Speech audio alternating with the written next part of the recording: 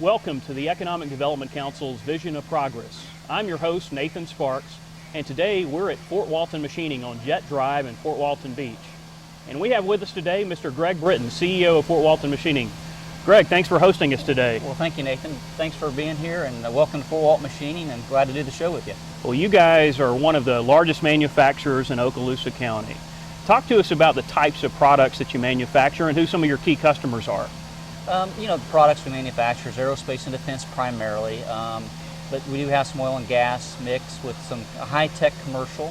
Right. And some of our customers are Boeing's, the Lockheeds of the world, Bell Helicopter, Vistacon, J&J. Right.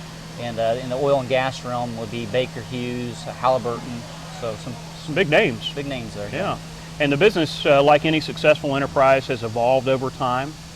You guys, as I recall, started out as a primarily defense-oriented business. That's correct. And made an evolution into the commercial space. You still do a lot of defense work, as you mentioned. Absolutely. You know, the business was started in 1987. Okay. And it just started with 2 or 3 individuals in that business. And it was really just started to service Herbert Field and Eglin Air Force Base. And then Tim McDonald bought the business in 1997. And that's when we started really that diversification.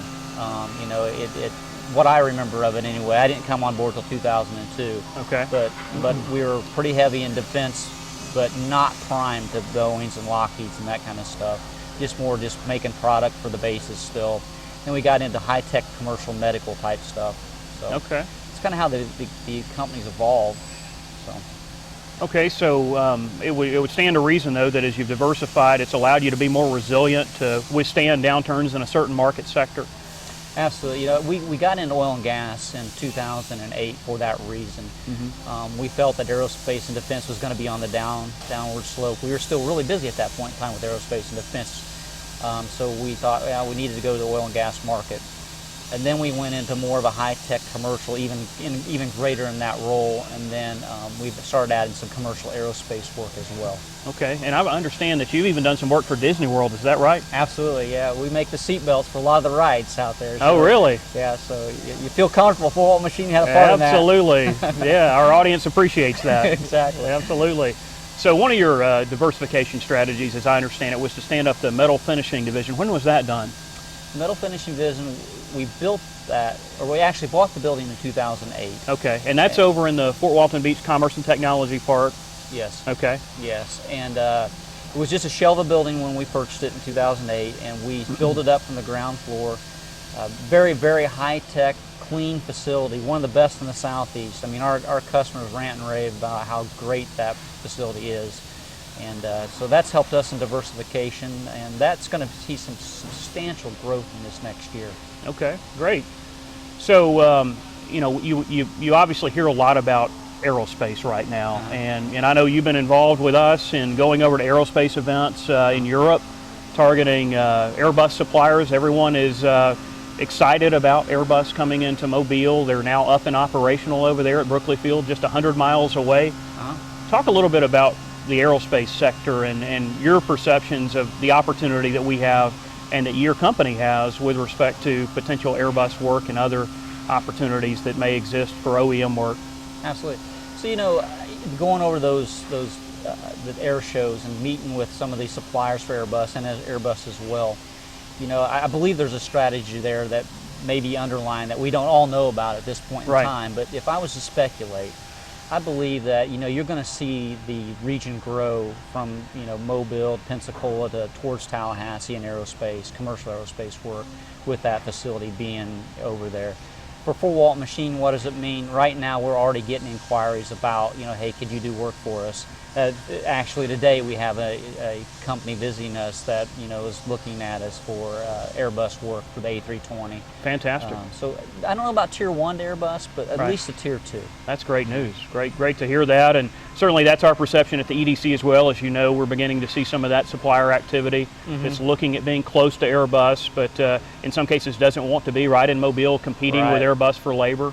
And also, the fact that our region can offer proximity to other manufacturers, Boeing and Gulfstream and certainly Embraer over in Jacksonville and down in Melbourne. So yeah, I agree. I think that's a really significant opportunity both for your company and for the region. Absolutely. Yeah. So your market capabilities have continued to expand. You've focused on diversification, as we've touched on. Right. And that leads us to something that happened here very recently that was very exciting for our community. In fact, very exciting for our state. You all had the opportunity to announce a significant expansion here, resulting in 30 new jobs, as I understand it, and a $1.5 million capital investment. Talk to us about what that expansion is all about. Well, as time goes on, Fort Walton Machines continue to get larger and larger in what they do. So, small parts, when we first started out, we're getting larger and larger parts and larger assemblies. So we purchased a machine. It'll be the second machine that's ever in the United States. It's a Mazak machine. Okay. It's a VHP 160. It's about a 45-foot long machine and 24-foot wide. So it's a big machine. Significant machine. Yeah. Actually, we're going over this next week to test the machine out and make sure it meets our criteria before it comes overseas. Okay. That should be up and running about May 1. So it'll be a big diversification for us. Like I say, our biggest machine now will do 10 foot. So you can think that, we can do about 14 feet with this one. So. Wow, that's tremendous. Well, and as I understand it, it's going to be located just beyond where we're sitting currently. Absolutely. You've got a corner well marked out over here. It's anxiously awaiting that new machine, right? Yeah, there'll be some foundation work that's got to be done. So pretty soon there'll be a big hole in the floor there, but it's going to have about a 5-foot foundation to it, thick. Absolutely. Thickness, so you can see it's a pretty big machine. And 30 new jobs over time as part of that project. So as I understand it, your employment will now be north of 200.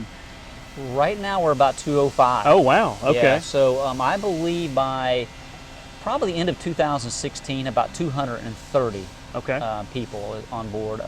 And that's probably light because we're expecting growth in the metal finishing division as well, just in the first quarter of about 26 new employees. That's great. So you mentioned you've been here since 2002. Yeah. I know based on my research that in 04 you guys had about 60 employees. I don't know how many you had when you got here in 2002, but we were about 56 employees. I think is what it was in 2002. Okay, so that's pretty significant growth over an 11-year, 12-year period to now be well north of 200 and growing beyond that.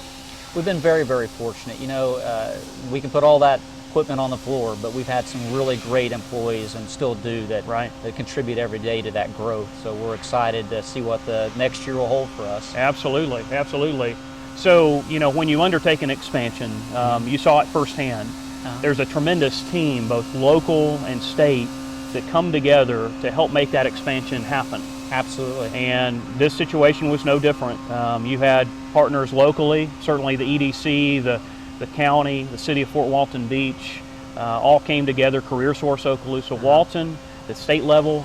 You got the attention of our governor, and it worked. It all came together. So talk to us about that team that came together and how that expansion project was able to be fast-tracked because of those partnerships. Absolutely. Nathan, as I've told you 100 times, your team at the EDC is just a great team. Caroline McCoy and Kay and yourself, you came together and we put an application, fast-tracked that application. The city of Fort Walton Beach stood up and said, yes, we're going to pass the E-date and the exemption, and then the county stood up and did the same thing. And that just allows us to grow more. Absolutely. That money is there now to hire those employees and do things like that and for future progression. Absolutely. And you all were the first economic development ad valorem tax exemption recipient for the city of Fort Walton Beach. As our viewers know, about a year and a half ago, voters went to the ballot box and had the opportunity to vote on that program in the city of Fort Walton Beach. The county also renewed the program at that time. I know the city was very excited to have a viable project creating good quality jobs in their community in order to use that tool. It really worked incredibly well, and thank you for the comments about our staff. I agree with you for what it's worth. We have a great team, and you mentioned Kay and Caroline. We couldn't do it without them. All right. Yeah. No, it's awesome working with those individuals, and again, Linda Sumlin at Career Source, she's tremendous help, and we've been asking her to pull some strings to get those employees in here as quick as possible as well. Absolutely. Well, that's good. I always like to hear that we're ahead of schedule. Yes. Yeah, that's good stuff. So.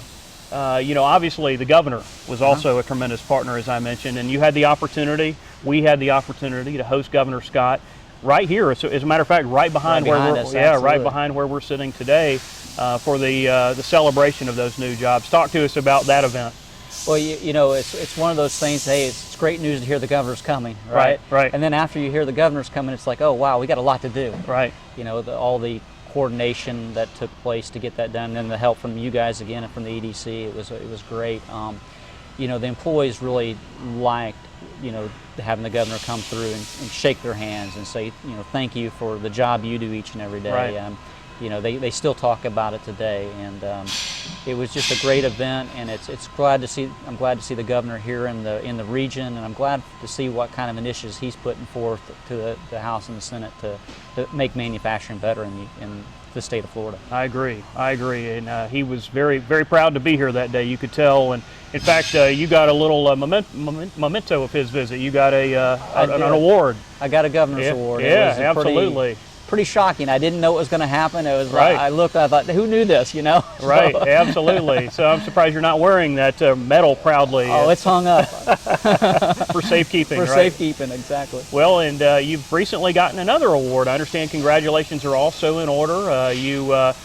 Fort Walton Machining was recognized as Manufacturer of the Year for the state of Florida in the mid-sized company category. Am I getting that right? Absolutely. By the Manufacturing Association of Florida. Talk to us about that. Well, the award was for 1 to 250 employee category, and that you're right, mid-sized category. We had a team of people come up here. They took a look at Fort Walton Machining, watched the processes, looked at processes, what kind of lean improvements we do here. You know, just did a pretty thorough analysis actually, and then we were voted on by the board of that commission to actually for Fort Walton Machining to be a Manufacturer of the Year. You know, again, it's the employees do it all. It's just not us sitting up there in the front office. I mean, these guys that work hard every day to push the product out the door and give Fort Walton Machining a good name in the industry is just crucial. Absolutely. And I couldn't make it down to that award, but we had a board meeting that same day for Fort Walton Machining, so I just couldn't get down there. And I felt bad after we won the award. But, right. You know, sometimes you have to stay home and take care of business too. So. Well, and that's great recognition, like you said, for Fort Walton Machining and for your employees, certainly, those who make it happen. But it's also great recognition for our region of the state to have a winner in Northwest Florida and in Okaloosa County in particular. You know, we're a smaller region in terms of population, and to have a company like yours that is getting that statewide recognition really is tremendous. So hats off to you for that. Well, thank you, Nathan. Appreciate that. Absolutely. So we're going to take a quick break, and when we come back, we're going to visit with Greg about some other exciting developments. We're going to talk about, he touched on his workforce, and we're going to talk a little bit about some of the things they do here to ensure that workforce is helping them grow in the future. And then we're going to get into some policy matters and talk about some of Greg's volunteer responsibilities. Stay tuned, we'll be right back.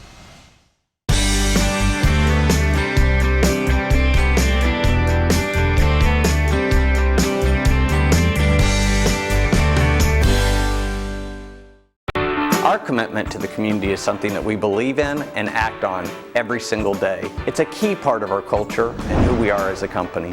Cox donates millions of dollars in cash and in-kind services to support local nonprofit and civic organizations each year. We recognize that a healthy community is a growing community. Here's a look at just a few of the organizations we support right here in Northwest Florida. We're extremely proud of all these local partnerships. Together, we are working to make the Gulf Coast thrive. The Air Force Enlisted Village provides a home to retired Air Force widows who have found themselves in need, whether from a tragedy, insurmountable medical expenses, or insignificant retirement plans. Through your support of the Air Force Assistance Fund, these surviving spouses of our airmen live within a safe, secure, and dignified community, bonding with their peers while sharing memories of Air Force life. Please give to the Air Force Enlisted Village through the Air Force Assistance Fund.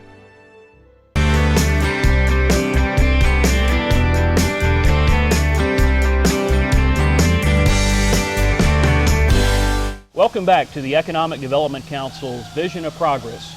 I'm your host, Nathan Sparks, and today we're visiting with Greg Britton, CEO of Fort Walton Machining. Greg, welcome back. Well, thank you, Nathan.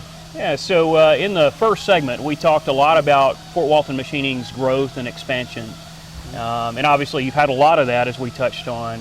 Is it appropriate to say, though, that wouldn't have happened without your dedicated employees? No, I mean, it wouldn't have happened without our dedicated employees. That's definitely for sure. Yeah, so that's, we hear that a lot from the companies that we interface with. The most critical factor in their success is their employees. Absolutely. And you guys, you're very fortunate here to have some long-term employees. You're currently hiring. So for those that might be out in the audience that are interested, now's the time, right? Exactly. Yeah, very good. So I'm curious, do you find that the military is a good source of potential workforce for you in terms of the separatees and those who've retired from the military? Absolutely. I think that's what's strategic about this region. Right. Is that, we have great people that have passion and drive. They've defended our country for, some of their lifetime now, not as long as they used to, but now they're getting out pretty young. Right. And they've got great soft skills. All we need to do then is take those soft skills and then train them up to do what we do here. And I'm just out on a limb. We're probably 45% ex-military here. Okay. So, so we do pretty good with the military workforce. Fantastic. And you all are a veteran-owned business? No, we were a veteran-owned small business when Tim McDonald was still alive. Okay. Now we're a woman-owned business as Jan took when she took over the business. So. Okay, very good. So 45% essentially, we're give or take. Somewhere in that neighborhood. Yeah. Okay. And that's the sense we get too. Is we're very blessed to have that resource in our community. Many of them come here for their duty. They fall in love with living in paradise, and if the opportunity presents itself, like an opportunity with Fort Walton Machining, they'd love to remain here. And to your point, they're very young when they retire. I say very young because I'm now approaching that age group. They're in their early 40s. Yeah, absolutely. And have another 20 plus years of work life ahead of them. So yeah, that's great. So we also know that employee retention is a critical factor, and as I mentioned, you all have some employees who've been here a long time, which speaks well of the company. But you guys, you actually encourage professional growth and promote from within. And I've recently heard about your Leadership Development Institute. So talk to us about that. So a couple years ago now, we felt that we had a lot of these young employees that were bright, shining stars for the future of the company. And some of these started as apprentices here and just came, took a math test and come to work for Fort Walton Machining and they've done well. And now it's time to invest in their future at another level. Sure. So we developed a program with UWF that's called our Leadership Development Institute, as you said. It's a 2-year program. They meet every other month, and they take team building classes and skill sets and Myers-Briggs tests and get to do some really cool stuff together. Right. And I think that's been really successful. Actually, we're going to celebrate the first graduating class of that LDI group this coming Friday, December the 11th. Right. Right there, and proud of each and every one of those individuals that went through that class, and I think they're going to be really great for our future of the company. And they're in this class. There are 9. Is that what I recall, or give or take? They started out at 12. I think we got 9 of them. And they left. Yeah. Okay. So we had a little attrition, but that's okay. That happens. That's great. So what are just out of curiosity, what are the types of things that they'll do in those sessions? Well, a lot of it's team building. Okay. Right. A lot of it's how do you handle difficult employees? I mean, difficult situations. How do you communicate well? Things like that will take you from the next level, just being a worker on the floor or in an office, to a leadership role within Fort Walton Machining. Okay. Very good. And in terms of professional growth, I understand that you all also have a tuition reimbursement program. We do. Okay. Absolutely. Yeah, and it has to be, of course, related to our industry. So if there's a certification that somebody is interested in, you guys will consider paying for that. Absolutely. With some of these new career academies we got going in the region, especially in the manufacturing world for the CNC side of it, we're giving some scholarships towards those individuals that are in that program to come to work for Fort Walton Machining. Okay. So no opportunity, though, for a CNC machinist to go get a philosophy degree? No. No. It has to be related to I understand. But, a CNC machinist going to a program management degree? Absolutely. Okay. Very good. So, another aspect, as I understand it, of being a globally competitive business is having a favorable business climate. You got to have the talent, but you also have to be operating in an environment, a community and a state that have programs that support the growth of your business and allow you to compete globally. Absolutely. In Florida, certainly we have programs such as our sales tax exemption on equipment used in manufacturing, which is right now a temporary program. Right. Have you all used that program? Absolutely. We used it. I just actually sent a letter to the governor because in 2014 we actually received about $90,000 from that exemption. Wow. And this year, between this new machine that's coming in, we put a new CMM up in the lab, and some other equipment, we should be about around $120,000 in savings. So you can see how that spurs economic growth. We applaud the governor for his efforts in that. And as well, even the technical training for the teachers to come in summertime is great. Right. And although the corporate income tax doesn't really help us, the exemption for that, we're an S corp, so it doesn't help us. But right. We applaud him for that because that makes us competitive with our surrounding states. Right, and I think it's important to note that $90,000 or that $120,000, it's a sound of progress right there. Exactly. Spindle's trying to make money, but yeah, absolutely. So that $90,000 or that $120,000 in savings is money that you would actually allows you to go and maybe hire more people. Absolutely. Or maybe buy more equipment. That's money Right. that you're not paying on sales tax that you can put back into the business. Right. Yeah. And we put that back into our capital expenditures this last year. Right. So in terms of the exemption and the continuation of that, I know you're involved in various organizations and you talk to a lot of folks. What's your sense? Are you hearing that it's favorable right now in terms of extending it or making it permanent? I think it's mixed right now, to be honest with you. I don't think it's in the bag.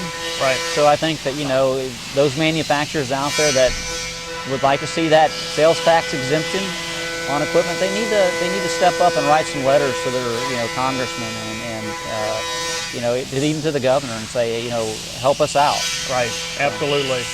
Absolutely. So I know one organization that you're involved in that has historically taken stances that are pro-manufacturing is the Northwest Florida Manufacturers Council. You're chairman of that group. Absolutely, yeah. So, and that's a relatively new group, so our viewers may not be familiar with it. Why don't you give us the elevator pitch on what the Northwest Florida Manufacturers Council is all about? So a task force was put together a couple years ago to decide what we need in our region for manufacturing, and so we got workforce development together, economic development, manufacturers, K through 12, colleges, and said, hey, what are we missing here in the Panhandle for the region? Right. And we didn't realize as we come together that we all had one common issue, or we all had some common successes as well. And one of those was our talent pipeline that we really came together for. But the whole council was developed to be one voice for the region of manufacturing, and that's just one subset, is how do we develop the talent pool that we need for future growth in our region. Not only possible growth that's coming in from outside of our region, maybe Right. companies coming in from overseas or other states, but also what are our companies currently need here that are existing today. And so we started up some career academies. With the help of a grant from the state or some money from the state, we have now 22 of those career academies stood up, and over 700 students in the career academies across the region. So we're pretty proud of what we've got going on so far, and we'll figure out what the next issue is to solve for the manufacturers. That's fantastic, and that's certainly very timely. We're hearing a lot about manufacturing's resurgence in our country. Absolutely. The fact that, years ago everybody was talking about offshoring, now we're hearing about onshoring. Right. So it seems like a good time to be thinking about these issues and how we can make certain that our region is as competitive as possible. Absolutely. Yeah. So in terms of the Economic Development Council, something that's near and dear to my heart, first and foremost, congratulations on being named chairman. Thank you. Yeah, so you became chairman on October 1, so you've been in office, if you will, for a couple of months now. Yeah. You've been with the organization, though, for a long time, and I'd like to just talk with you about why you first saw fit to get involved in the EDC. Well, the Economic Development Council does a lot of great things for our community. Again, like I said before, the staff is awesome there. And, economic development is about current businesses in the region. I mean, Right. they create jobs, and just like Fort Walton Machining creating 30 new jobs. I mean, Bay State Cable Ties announced a big expansion up Right. there. Those are all companies that are in the community, and what I felt is that the Economic Development Council supported those local businesses very, very well. And I felt the need to give back to that support and help drive the mission of what we're trying to achieve in this region.